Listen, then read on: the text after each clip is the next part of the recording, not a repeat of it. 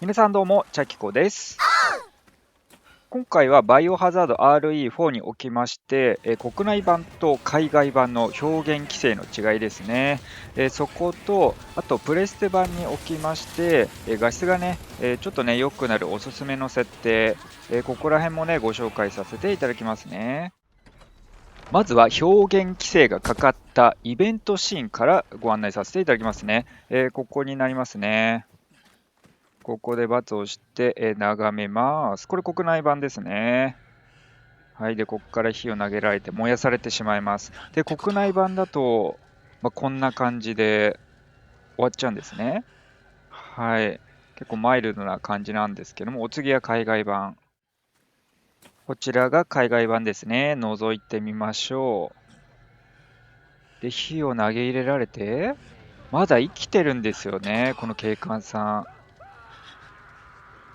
叫んでます。めちゃくちゃ生々しいですね。これはさすがにえぐいですね。このシーンはね、さすがに規制入りますよね、国内版は。これはちょっと残虐すぎますよね。火あぶりの刑はちょっとね、えぐいですよね。お次は V 欠損表現になりますね。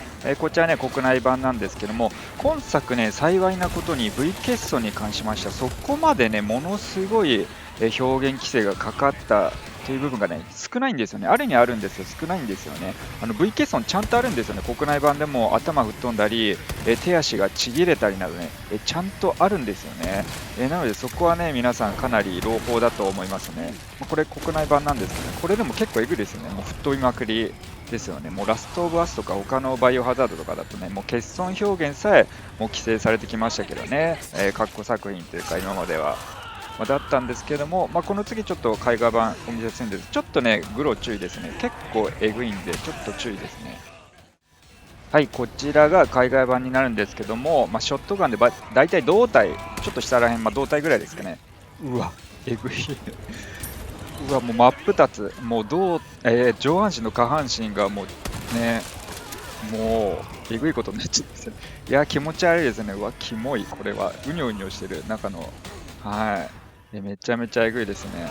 そう、当たりどころがいいと、必ずこうなるわけじゃないんですけど、クリティカルヒットというか、打ちどころによっては確実にこうなるかもしれないんですけどね。あと、これね、やられシーンに関しましては、ほとんど違いなかったですね、国内版も海外版も。いろんな死に方してみたんですけど、変わんなかったですね。そこは結構マイルドでしたね、他のホラーゲーと比べると。死亡シーンはかなりマイルドでしたね。うわ、うにょうにょしてますね。これ結構、ね、これは、ホラー好きな方はね、これないと物足りないという方はもしかしたらいらっしゃるかもしれないんですけどね。お次は V 欠損後の切断面、こちらの表現規制の違いになりますね。こちらはまず国内版になりますね。国内版でも、手足の欠損はね、銃でもナイフでもちょん切ることが可能となってますね。まず、足に何発か入れて、ちょっとね、切断面見てみましょう。国内版の場合はですね、ちょっと見づらいかもしれないんですけども、切断面見てみましょう。真っ黒ですね。こちら V 欠損後のパーツも、元のね、離れる前の切断面もどっちも真っ黒クロスケになってますね。こちら海外版になりますね。で、海外版だとどんな感じになるのかちょっとね、見比べていきましょう。海外版。海外版はね、このようにちゃんと赤いっていうか、ちゃんとリアルなね、色表現になってるんですよね。うわ、気持ち悪いですよね。うわ、だいぶキモい。気持ち悪いですけど、このような感じになってますね。この規制もね、過去作品、ホラーゲームでよくありましたね。で、これ V 欠損後、ハイハイした後はね、もうこっちダメージ食らわないので、過去作品とかだと、ゾンビがハイハイしてる時とかでもね、足とかね、結構食いちぎられちゃったりするんですけど、バイオハザード RE4 は、国内版でも、敵を倒した後に、V 欠損をさせることが可能ですね。敵をね、倒した後でも、両手両足 V 破壊させることが可能となっております。国内版でもできちゃいますのでね、はい、海外版だけじゃなくて、こちらは朗報なんじゃないでしょうかね。こういう遊び方が好きな方にとっては朗報だと思いますね。過去作のね、RE3 とかだと、ゾンビとかね、倒した後、海外版でも V 欠損させることできなかったんですよね。なのでね、このような遊び方っていうねができるだけでもよろしいんじゃないでしょうかね。あと、ナイフでも一応切断すること可能ですね。で、国内版でも大丈夫です。でもね、耐久力っていうかナイフのね、減っちゃうんで、こういう遊び方が好きな方じゃないとね、やらないと思うんですけどね。お次はプレスバにおきまして、グラフィックがね、少しだけ良くなるおすすめのオプション設定ご案内させていただきます。で、こちらね、モーションブラーまずね、切っていただきたいんですけども、モーションブラーはですね、ディスプレイの項目じゃなくて、こちらね、カメラの項目にあるんですね。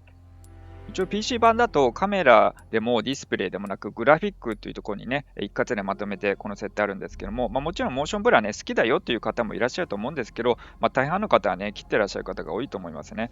こちらオンにしちゃうとね、もうブレブレになっちゃって、もうボケボケになっちゃってね、フレームレート低下しちゃったんじゃないかぐらいなね、感覚に落ちるかもしれませんのでね。あと視野角、こちらね、没入感のね、有無に関係する大事な項目かと思いますね。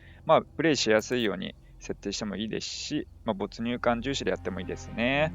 あとはディスプレイ設定なんですけども、こちら下の方にね、行っていただいて、レンズの歪み、ここら辺からなんですけども、色周差というのがあるんですけども、こちらもね、やりないという方はご存知かと思うんですけど、色周差というのは、特にね、映画とかで使われる表現なんですけども、ちょっとカメラのレンズみたいな、ちょっとね、歪ませる、ちょっと映像を歪ませる感じなんですよね。で、それを迫力を出す。で、これオンにして色周差ありにすると、ちょっとね、ぼやけちゃうんですよ。なので、精細なグラフィックという感じじゃなくなるんですよね。だからおすすめといたしましては、色周差なし、またはレンズの歪みもオフですね。もう全くオフにしちゃうっていうのがおすすめです。私はね、一応レンズの歪みオンで色周差なしが好きなんで、大体オフの方がね、好きって方多いかな、大体は。なんで、ここもね、設定してあげるとね、だいぶグラフィックの精細度が変わるかと思います。あと、被写界深度。これはお好みですね、完全に。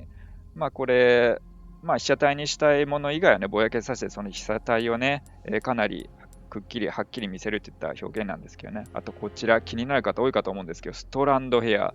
皆さんね、これ PS5 版とかでやった方もなんか髪の毛がジャギーだらけでちょっとマジ残念ってね、意見めちゃくちゃよく見るんですよね。で、これストランドヘアっていうのをオンにしてあげるとね、こちらね、結構それがジャギーが低減されます。一応 PC 版だと、これデフォルトだとオフになってるんですけど、はい。オンにしてあげた方がいいかな。PC 版だとオンにした方がね、描写負荷がね、高くなるので、おそらくこれストランドヘアオンにした方が、グラフィックが向上してるみたいな感じですかね。でもストランドヘアね、オフにするとね、一歩一歩の髪の毛が精細的な感じなんですけど、でもちょっとジャギー目立っちゃう。で、ストランドヘアオンにすると、ちょっとマイルの、ちょっと毛束感があるんですけど、ジャギーはその分減るかなみたいな感じで、これもね、お好みによるかと思うんですけどね、私はストランドヘアオンにした方がね、いいかなって感じするんですよね。で、一応ね、どのぐらい変わるかっていうのは、ムービーシーンですごいよく分かりづらいかもしれないんですけど、比較すればね、結構一目瞭然だったですので、ちょっと見比べていきましょうか。いや、でもやっぱストランドオフの方がちょっとテカテカ感あっていいかも。でもジャギー目立つんで、こっちはムービーシーンなんで、プレイ映像だとね、またちょっと違ったりもしてくるんですけど、ジャギー低減を取るか、ジャギーしてもちょっとテカテカ感を取るかといった感じですかね。それでは今回は以上になります。今回ご紹介した内容以外にも表現規制部分、ありましたらね、ぜひコメント欄にてね、教えていただけましたら幸いでございます。その他にもね、おすすめのオプション設定とかもね、ありましたらぜひ教えてください。はい、もしね、こちらの動画少しでもいいなと思っていただけましたら、チャンネル登録、高評価、コメントなど、ぜひよろしくお願いいたします。